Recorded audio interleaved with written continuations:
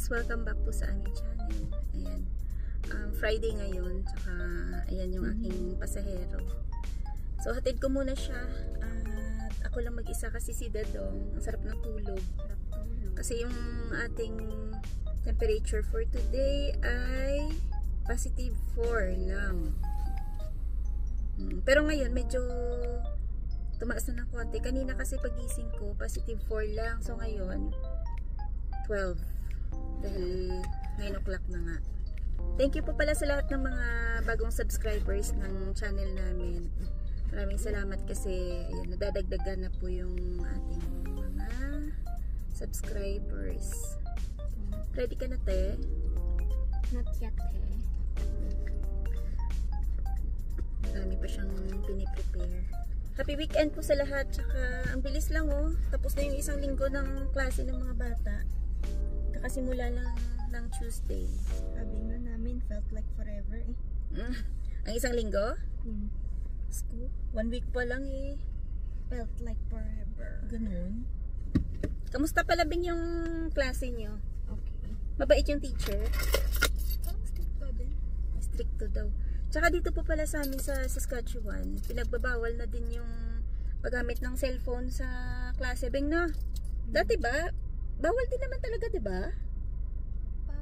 Pag may subjects, tapos wala kami device, pag meron ka phone, pwede mo Gamitin. pwede daw, if you would let us. Pag inaalaw ng teacher. Siguro for halimbawa, magbabrowse ka sa internet, mga ganon. About sa lesson. About sa lesson nyo siguro na sa klase. Ano? Ready na? Ready? Yes. Ayun, kasi maglalakad pa kami dyan. Dahil dito lang ako sa parking na malapit dito sa kabahayan. Gawa ng yung parking doon sa school mismo, napakasikip. Ang liit kasi. So mahirap makipagsiksikan kasi kabilaan may nakapark. Minsan kung kasama ko si Dadong, sa gitna kami. Tapos pagpa-atras yung yung paglabas, nako po. Mahirap na dito na lang tayo sa safe kasi medyo maluag. So hatid ko muna si Beng. Maganda naman yung sikat ng araw. Medyo malamig nga lang kasi malakas yung hangin. Paalala lang po sa mga tumatawid itong crossing kasi minsan kahit na naka red light na may mga driver na hindi tumitingin. So dapat aware kayo pagka tumatawid. Dapat mag-ingat. Mag-ingat lang kasi may mga aksidente minsan na nabubundol yung mga bata. Kaya dapat mag-ingat yung mga bata. Lalo na pag walang kasama.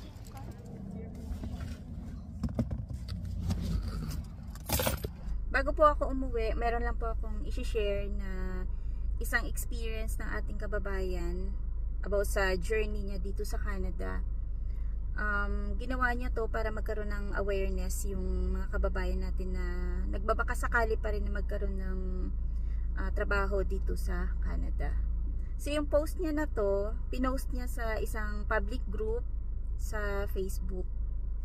Ito sabi niya, "Hi everyone, awareness. Gusto ko lang to share my Canada journey since day 1. When I got my TRV approved, sobrang saya ko kasi magre-reunite kami ng sister ko. So nag-arrive daw siya sa Alberta noong April 15 this year. Tapos everything is so fast and smooth. Nakahanap daw agad siya ng LMIA ng August 22 at sabi niya, it's so easy siguro sa connection at galing ng husband ng sister ko. Ang sabi niya, I thought everything is good. Sobra kaming happy sa tinakbo ng proseso. Ang layo na ng tingin ko. And nai-imagine na daw niya yung asawa niya tsaka yung anak niya ay naglalaro sa snow. Dahil alam daw niya, ito na yon. Until the bad news happened. Actually, sabi niya, di pa lumalabas ang bad news. We had planning to do the flag polling this month of September. So bago lang po ito. We decided to make it earlier because of the news. So ano po ba tong flag polling? Ayan, ilagay ko lang po dito sa screen kung anong ibig sabihin po nun. Tapos, yun nga sabi niya, nag-flag polling daw sila and ginawa nilang earlier because of the news, yun nga yung paglimit sa mga TFWs dito sa Canada, 'di ba? Yun yung news na sinasabi niya. I have nothing to worry because confident daw siya kahit any interview kasi isa daw siyang HR manager sa Pinas. So, yun na nga, kasama daw yung sister niya, nagpunta daw sila sa border doon sa Alberta, tsaka sinabi niya, everything is so good. All the questions, nasagot daw niya. Easily, sabi. At alam ko na na-convince ko sila. Until the question na babago ng kapalaran ko. Ano kaya tong question na to? So, ito pala yung tinanong sa kanya ng immigration officer. Do you have bank account here in Canada? Yun ang tanong. Sa una daw, nanahimik lang daw siya. At nag-isip kung ano sasabihin ba niya. Sasabihin daw ba niya na yes or no? But sabi niya, as a silent reader, kasi dito sa public group na to, madalas daw siyang kumukuha ng mga ideas, yung mga experiences ng mga kababayan natin na nag-try din. So wala daw siyang nababasa dito sa group na to na bawal yung magkaroon ng account dito sa Canada. Ito po yung naging sagot daw niya. Yes, I have my sister applied me because sometimes I used for my online transaction. At ito daw yung na-reply sa kanya ng immigration officer. As a tourist visa, you don't have the right to open a bank account here in Canada. So, yun yung naging sagot. Actually, nung una daw, hindi pa daw nagsisink in sa utak niya na akala niya ay simpleng mistake lang daw. Pero na-refuse daw siya. At kailangan daw niyang bumalik agad sa Pinas nitong September 10. So para daw siyang binuhusan ng yelo at walang maisagot sa sister niya, kundi ayun, sobrang iyak niya, nangihinayang, na-depress kasi nga alam mo yung siguro yung nasa isip nitong nitong kababayan natin, kasi grabe, 'di ba, yung LMIA na 'yon nasa kamay na niya. Tapos ang dami nating mga kababayan na alam mo 'yon, yung iba, hindi lang kababayan natin siguro yung gumawa nito, iba pati ibang lahi. Yung sabi bumibili sila ng LMIA. Yung iba umaabot ng 10k, 15k, 20k or more pa para lang magkaroon nitong LMIA. Samantala sa kanya meron na.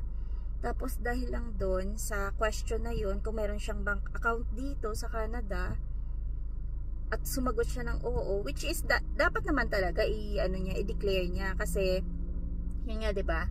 Pag hindi ka nag-declare at ma-found out din na nagsisinungaling ka, kumbaga ma-consider na misrepresentation yun, 'di ba? At dahil lang doon sa question na yun, doon siya na-refused ng work permit. Ito, shinare lang to ni Kabayan para lang magkaroon po ng awareness yung mga nandito sa Canada na may balak pa pong mag-try din ng kapalaran nila dun sa border, kung mag-flag polling sila, para maiwasan yung mga ganong refusal, na in case na maitanong sa inyo about din dito sa kung mayroon kayong bank account, at least 'di ba, aware kayo na wag na lang muna kayo mag-open ng bank account.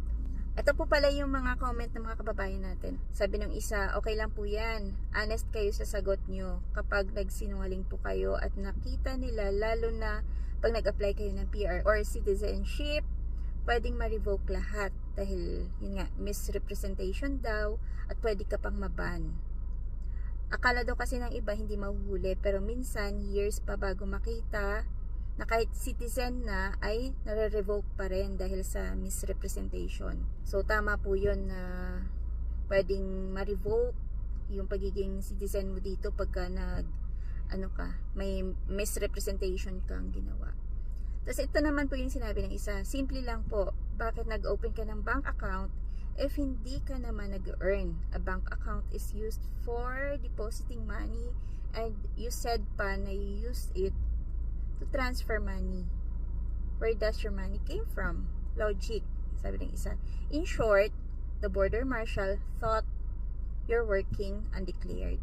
Ayun, baka yun nga din yung naisip siguro ng immigration officer na bakit ka nga naman may bank account dito? Baka yun yung naisip na niya na baka nga nag-work ka under the table, yung mga ganun. So yun, para sa akin talaga sobrang laking sayang na meron ka ng LMIA tapos hindi pa nabigay sa iyo yung work permit na inaasam-asam mo. Ang sabi naman ng iba, i-accept na lang daw kung ano yung God's will. Kasi para lahat na darating sa buhay di gaano daw masakit. Totoo nga naman. Kasi kung hindi mo siya tatanggapin, kumbaga parang bigat sa pakiramdam mo, 'di ba? Na lagi mo na lang isipin, bakit ba ganun yung ginawa ko? So accept na lang kasi sabi nga nila lahat daw ng nangyayari sa buhay ay may dahilan. Ayun. Ito na nga yung sinabi ni ate. Sabi niya, salute to you. Everything happens for a reason. But sharing your experience so that other might be aware is such a kind act. Sabi niya. Totoo nga. Yun yung sinasabi ko kanina na lahat ng nangyayari sa buhay ay may dahilan. So yun yung comment ni ate. So ayun, sana yung mga kababayan natin na nandito pa na nagbabaka sakali pa rin ay ayun, mabigyan ng chance na hindi man lahat, kasi alam natin hindi lahat talaga mabibigyan ng chance. Sana isa kayo sa mga mapalad na magkaroon ng work permit dito sa Canada, kasi itong mga pagbabawal nila, paglilimit nila dito sa Canada ay wala na tayong magawa dun. So pag swerte mo talaga na dito ka mag-stay sa Canada, talagang ibibigay sa iyo yun. So ayan po mga kababayan, maraming salamat sa palaging panonood at good luck po sa lahat ng mga nandito sa Canada na nagbabaka sakali pa rin na makahanap ng trabaho. At ayan, ingat-ingat pong lahat. Bye bye, happy weekend. Uuwi na rin ako.